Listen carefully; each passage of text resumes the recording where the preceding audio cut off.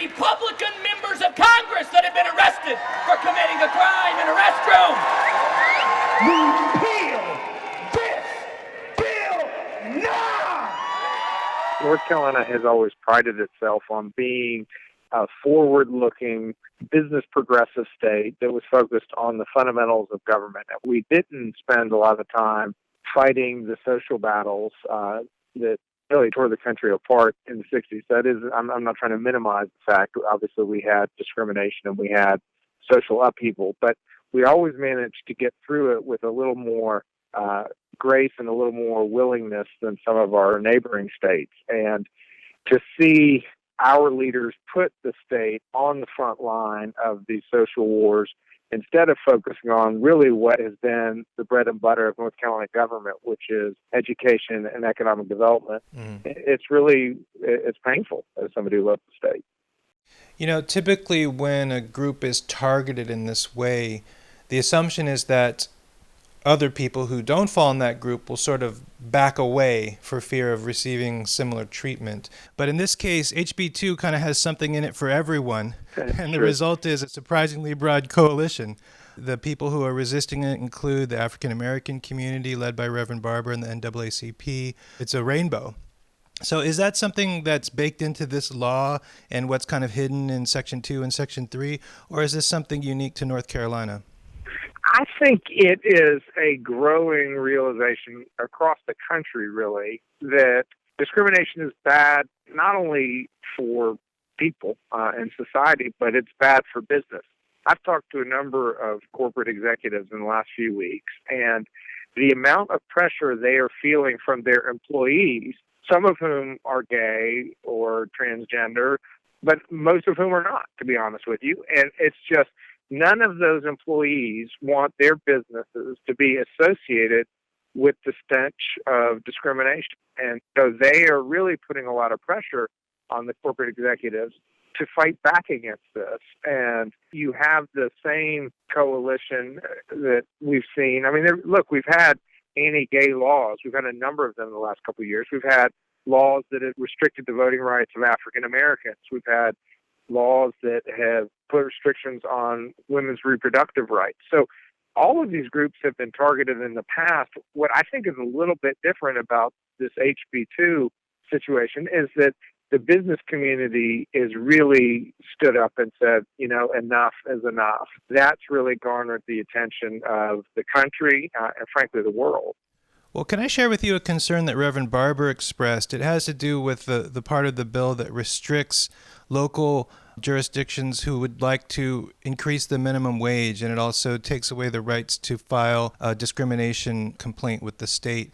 Why is it that the Chamber of Commerce in North Carolina didn't come out against this bill like they did in other states? Because of the anti-raising the living wage provision. That's right. Oh, yes, they're real tricky. Let me tell you what they might do to my LGBTQ friends. When it gets hot, and the NBA says they're going to pull out, and NASCAR says they're going to pull out, they might change the bill. They might take out the part that affects transgender, but leave in the part about the living wage. I want to know right here and right now, are we saying all or nothing? I think his concern is not misguided. I mean, there has been a pattern with this legislature of just loading up bills on various issues, whether they're anti-environmental bills or anti-voting rights bills, and they have so many provisions that even if there's a retrenchment, you never fully get back to where you started out. And so they put in provisions to limit local government's ability to have non-discrimination ordinances to protect people in employment, housing, and public accommodations based on sexual orientation. They took away local government's ability to establish a minimum wage.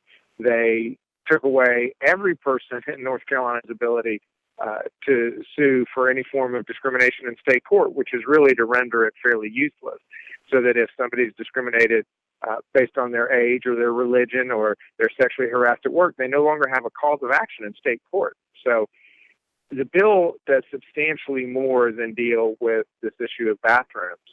And I think that what the legislature thought that, and Governor McCrory thought they could do is let's talk about bathrooms and play to people's fears about something they don't really understand and gives people concerns because, bathrooms are vulnerable places.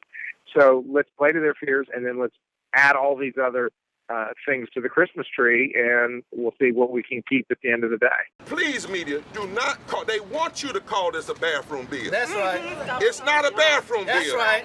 But there's a lot of stuff in here that ought to be thrown in the outhouse. All right. Okay, so let's talk about the North Carolina Attorney General race.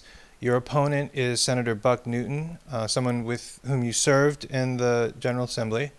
I did for a number of years.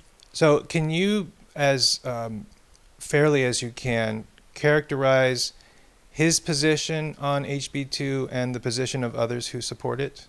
Well, Senator Newton really introduced himself to the state, even the country, about a month ago when he was the floor leader in the state Senate in favor of HB2 and all of the provisions that I just articulated. And then he has appeared at a number of rallies since, and he said at one he gave a speech to a pro-HB2 crowd saying that we need to fight to keep our state straight, Oh my God. which the Fayetteville Observer said, quote, let the bigotry out of the bag. And the Charlotte Observer wrote that his hate-filled predecessors of the past would be proud of that language. And if I can't win this election because I ran HB2, then so be it.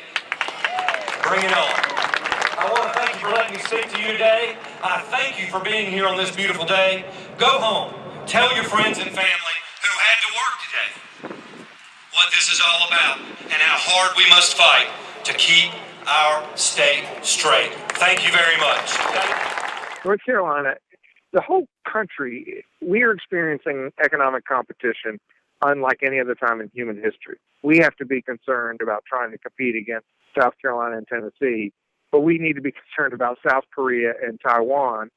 We cannot afford self-inflicted wounds where we are putting ourselves at a competitive disadvantage. There have been thousands of lost jobs as a result of this bill, tens of millions of dollars of foregone investment that could have strengthened our economy here. And the damage to our brand has been incalculable.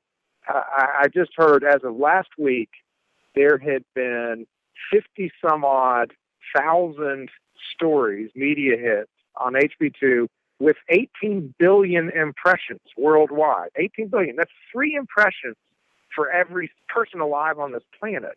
And now the whole world thinks of North Carolina, equates us with discrimination. And that's not who we are as people. And folks like Senator Newton and his bill are tarnishing our state's reputation, I think, is just inexcusable. Now I want to go into sort of a broader historical context, because anytime you see the federal government stand up to a state government that's looking to discriminate or target a minority, there tends to be some fireworks. And we can't always count on it to work out for the best. That's why we had 90 years of Jim Crow. Did the historical significance of seeing 2 women of color stand up to this white male contingent of leaders in North Carolina and say, we're going to stop you and we're going to use the power of the federal government to do it?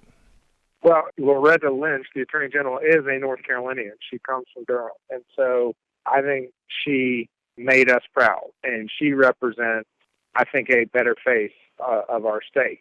And this issue, it's going to be a legal issue. It's going to be fought out in the courts.